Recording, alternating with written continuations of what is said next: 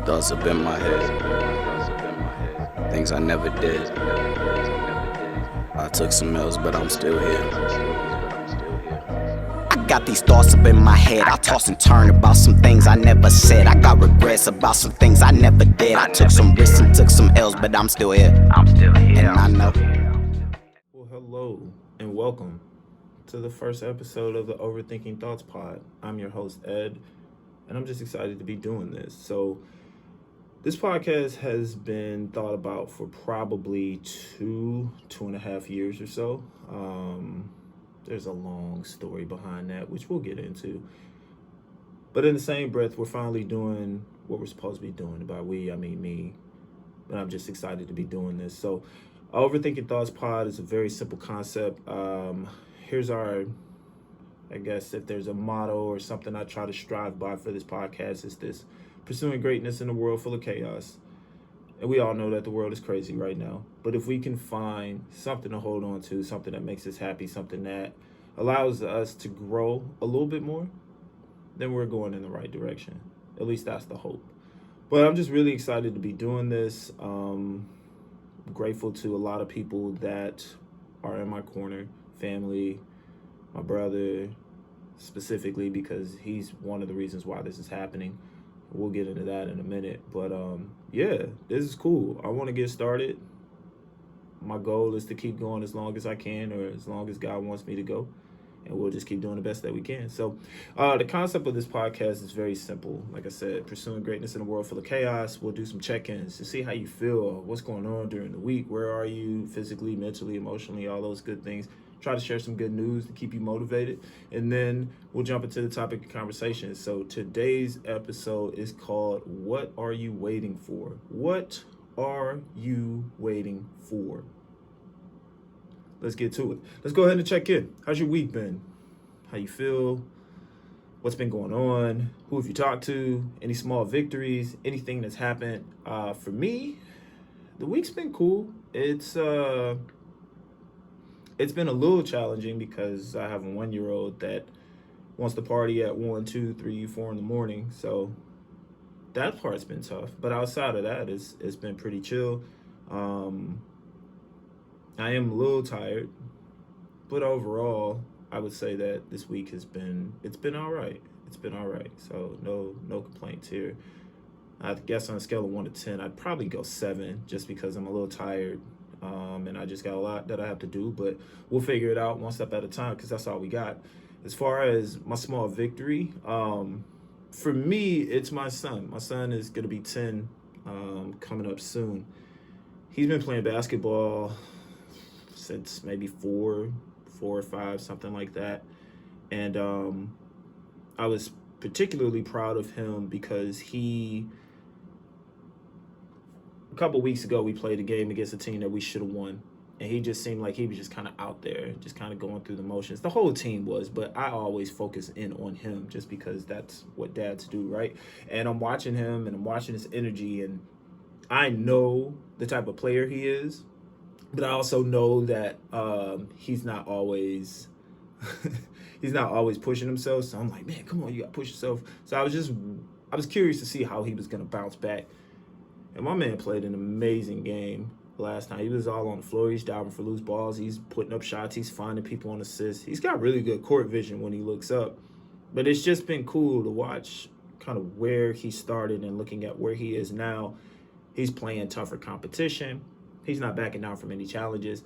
And he's actually enjoying it. So I think that's cool. I don't want to be a dad that like forces that on him and says, you got to play ball or else. I'm not living hoop dreams through him. I'm letting him choose his own path, and he can do what he wants to do. But just being able to watch that has been really cool.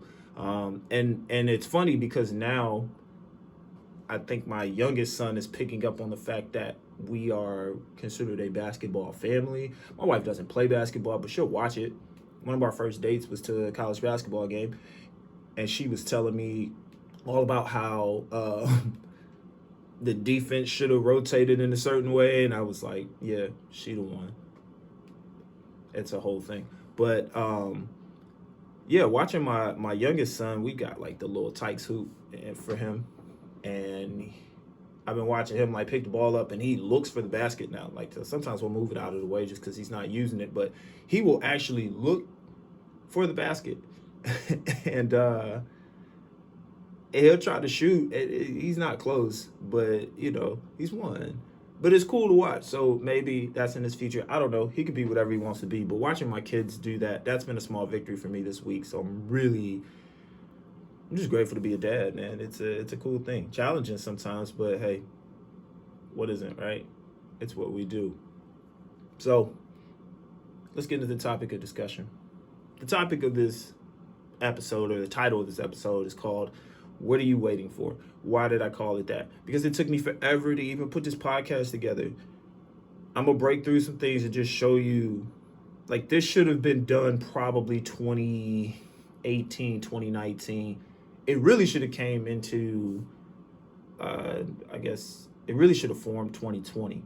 I had the concept, I had an idea, and then I let things get in the way, mainly myself. But one of the reasons why I finally just said, forget it, I'm going to do this. I was watching E.T. the Hip Hop Preacher. If you know anything about him, he's like the self-motivated person. He was the one that did if you want to succeed as bad as you want to breathe, that means you're successful. Like that was powerful. But he shared this video a few weeks ago.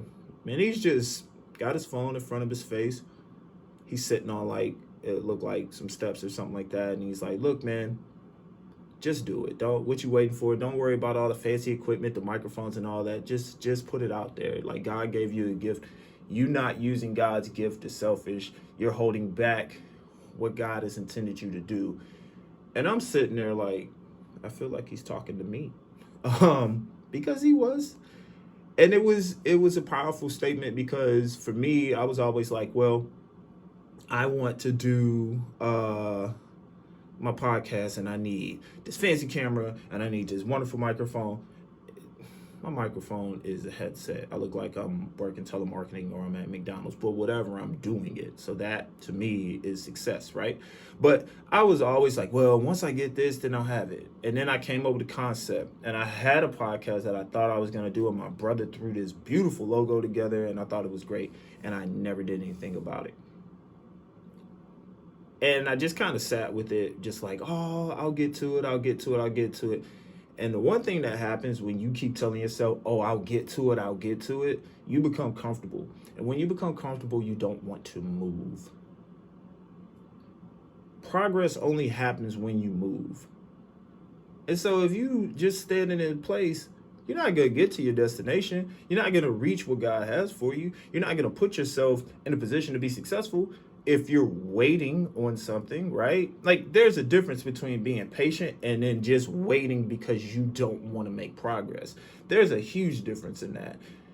And I was just kind of standing there with the hope that maybe somebody comes in and helps, maybe somebody pushes through, or maybe it'll just work out. It ain't gonna work until you put in the work. That's simple. If you're not working, somebody's gonna outwork you.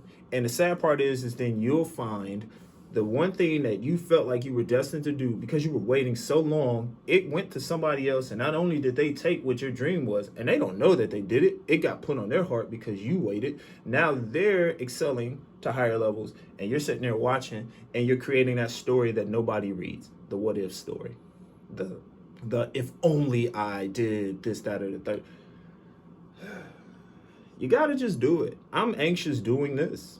I'll be honest. I get nervous doing this stuff. I get nervous putting myself out there. I don't like failure, but I'm learning that through failure, you'll find where you need to be, because it's showing you what doesn't work and giving you a brighter view of what will work. So you got to change your lens on what that looks like. But for me, it was like, okay, I got to get this started. And then I went back. I was on Instagram, just kind of strolling through some videos. I like to save videos on Instagram. Some of it's really inspirational. Some of it's funny. And I came across one, Pastor R.A. Vernon. He's from Cleveland. If you know anything about Cleveland, if you've been to Cleveland, you know about like the Word Church and all that. Like they major, and Pastor Vernon is a big impact in the city of Cleveland. But he did this video, and it was probably 30 seconds long. And he asked this question that said, 3 years from right now, what will you most regret if you don't start doing it now? And I had to like sit there and think about it and said, I'm in year 2 of the thing that I'll regret if I don't do it now. So I had to jump into it. What was I waiting on? I guess I was waiting on the perfect moment, the perfection, I guess. And it just didn't,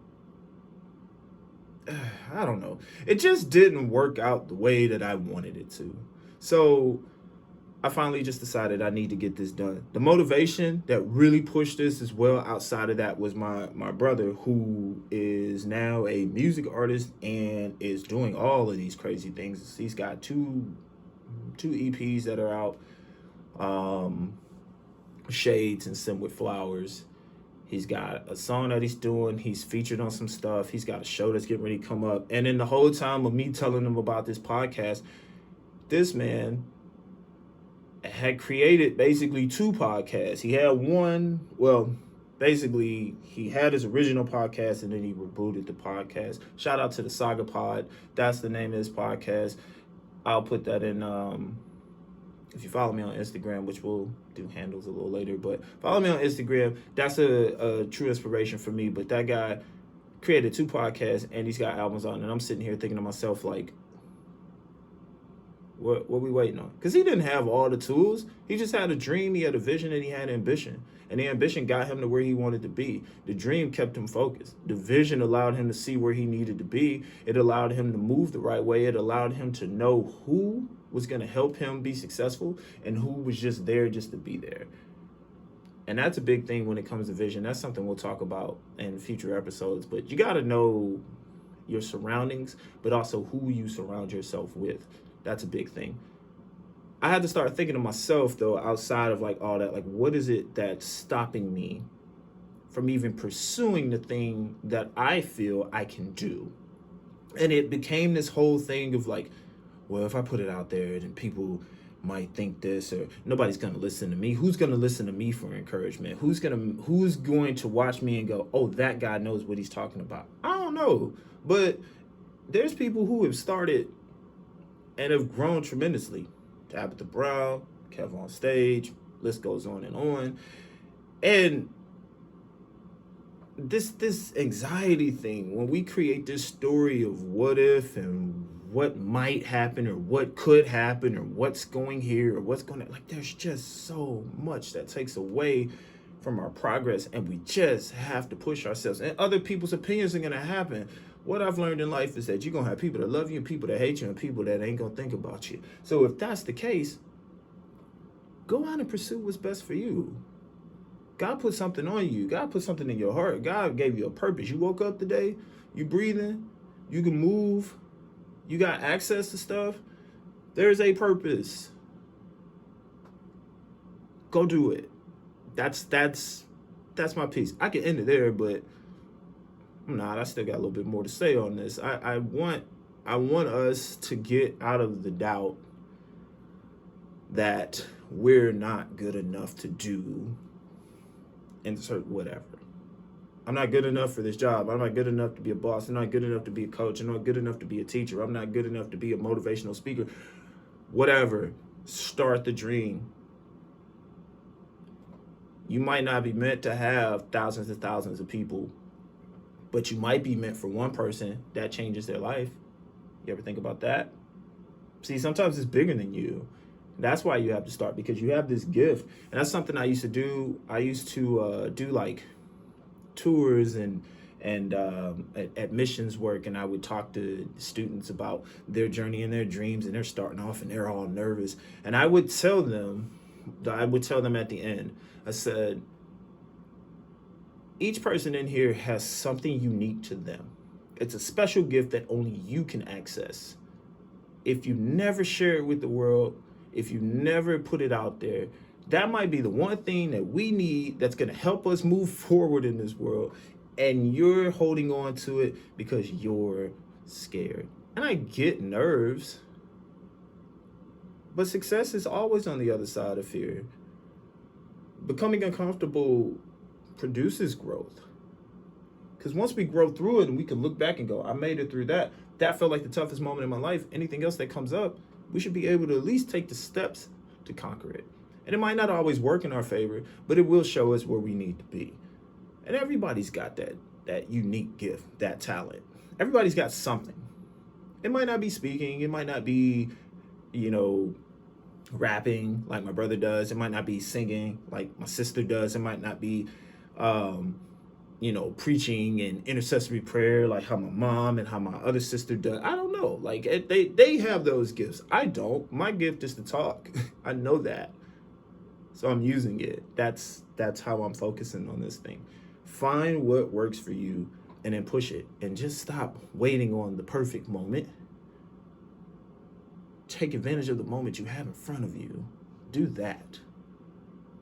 There was a time, like if you know me, I'm a huge basketball fan. I've been playing basketball my whole life. I've been coaching for a while. And I'm going to get into that too. But there was a time where it almost didn't happen.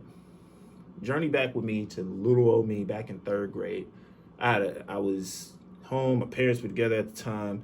And basketball was like my love. I was watching my dad do it. He was coaching. He had this whole team concept that was great. And guys were playing well, and I would come up to practices, and they'd be like, yeah, man, you stick with it, you're going to be good. Well, I almost didn't. The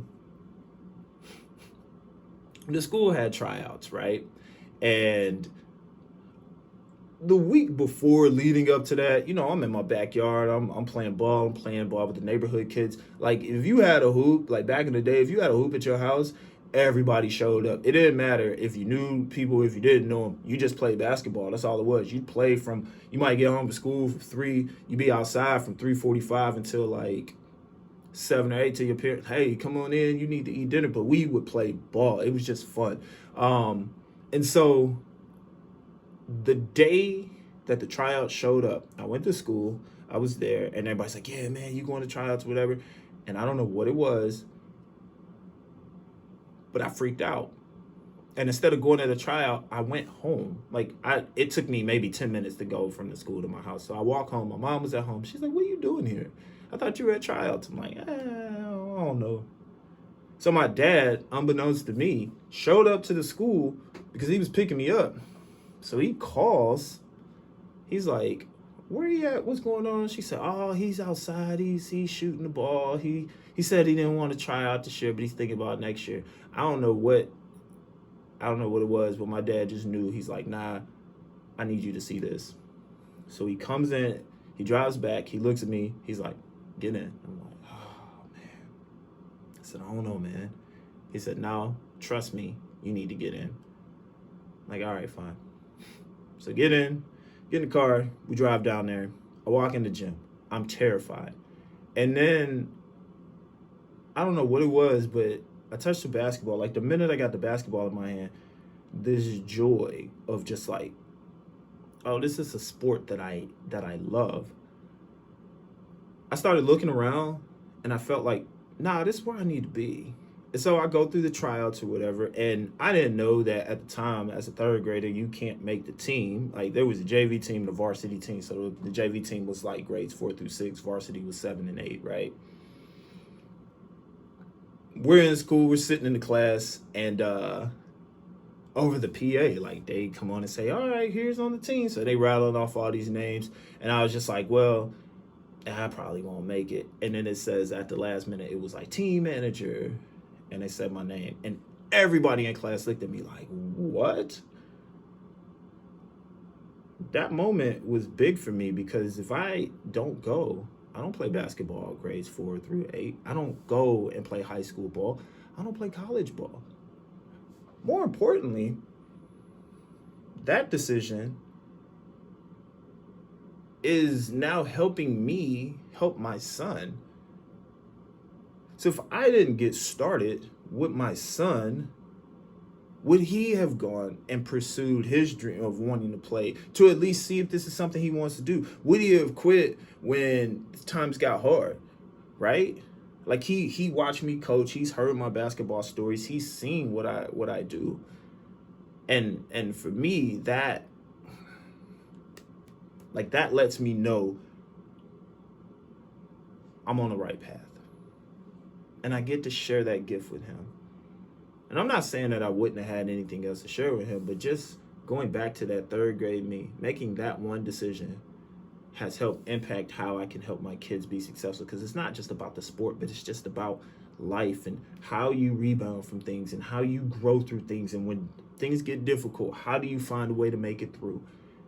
And that's why I tell my son, you on the court, you hesitating to make a move, but bro, you know how to play the game. What are you waiting for? You know what gift you have in your heart. You know what you're waiting on. You know what God has put in front of you. You feel it in your heart every single day when you wake up. And then for some reason, you're just sitting there and hoping, well, this might work, or this could happen, or that could happen. The question I have for you, what are you waiting for? Because I'm going to tell you now, if you're waiting for perfection, it'll never happen. But if you put forth the effort, what's meant for you will come to you. If there's one thing I could tell you to take away from this whole speech, stay faithful to what is on your heart. Stay obedient to what you're being called to do. And just take it one step at a time. You are not going to build, like you don't build a house in a day. You have to create a foundation. Find your foundation. Your foundation is what lies in your heart. Like what is that that's going to help you grow, right? So build your foundation and then start adding pieces to that. People that are going to support you, things that are going to help you stay focused, things that are going to help you be accountable, things that are going to help you grow and realize like this is where I'm going. And listen, sometimes you stumble. That's part of the process. Stay the course, trust the process. If you do that, you'll find where you need to be. You'll find it. And your story is different from everybody else's story. So they may not understand why you're going through what you're going through or why you're pursuing what you're pursuing. But if you know and you know your purpose, then I have to ask, what are you waiting for? Food for thought. I believe in you. I think you're going to be great. I don't know how this podcast is going to end up for me, but I'm going to do it. I have a goal in mind of how many episodes I want to get to. But in order for me to get there, I have to take it one step at a time. And that's what I'm going to do. One step at a time. Because that's all I got. Hopefully you gain something from that. Let's start progressing. All right? Let's go for it. Just go for it. Go for it. Go for it. I can't. There's no other way to say it except you gotta pursue it, and if that's not meant, then there's something else. But you have to at least try. What you waiting on? It's for you. So go get what's for you. All right? Before we get up out of here, a couple things I like to share just because it's fun for me. I love music, so I'm always at the end of each episode going to give you some type of musical selection to talk about. If you've been paying attention, I dropped a few gems as far as music. It's my brother. Shout out to Gray. He's got some phenomenal music. He just put out a new project. It's on Spotify. It's called Send With Flowers. Make sure you get that. It's 3 songs. He also dropped Shades a while back. That's got 5 songs. And then he's got a single out called Like I Always Been or I Always Knew. I don't know. It'd just be in the car. It'd be jamming. Go on Spotify. Look up Gray. Search Send With Flowers. Make sure you run his streams up, all right? And support him, too. Like, his music is on Apple Music, Tidal. He's on Spotify. Like, make sure you stream that. Show him some love. Show him some support for sure. Other than that, if you want to support even more, you can follow me on Instagram at OverthinkingThoughtsPod. If you got any questions, comments, concerns, ideas, things you might have as a topic that you feel like, hey man, maybe you should share on this, send it to me, overthinkingthoughtspod@gmail.com. We're going to be streaming through Spotify and Anchor for the moment, and then we'll move over. The goal is to move to Apple Podcasts and also jump into Google as well. Just trying to grow this thing. But we'll be back next week with a brand new episode. So tell a friend to tell a friend. I've been your host, Ed. This has been an exciting thing. This is my first podcast. I feel good. I feel like, all right, I think I can do this. Who knows how many people it'll reach, but if it changes one life, then we did our job, and I thank God for it. Other than that, y'all be cool, y'all be safe. Take care of yourself this week. Do something fun. All right? Like, do something that you enjoy, whether it's binge watching Netflix, which my son is all about Stranger Things right now, so that's his thing. Go for a walk. Go to a great restaurant. Maybe take a nap. Link up with people that you haven't talked to in a while, that you know you've been meaning to talk to. Like, do those things that excite you. Get out of that rut. Don't sit in there by yourself. I'm talking to somebody. Don't sit in that dark place right now. You're in a dark place. You are woe is me. You're thinking of all the negative things that can happen. Get out of that space. Find something positive. You know what's in your heart that makes you happy. Do that thing. That'll help you better. All right? I've been Ed. This has been a great episode. I'll see y'all next week. Thank you. God bless. We out. These thoughts up in my head. Things I never did. I took some L's, but I'm still here. I got these thoughts up in my head. I toss and turn about some things I never said. I got regrets about some things I never did. I took some risks and took some L's, but I'm still here. And I know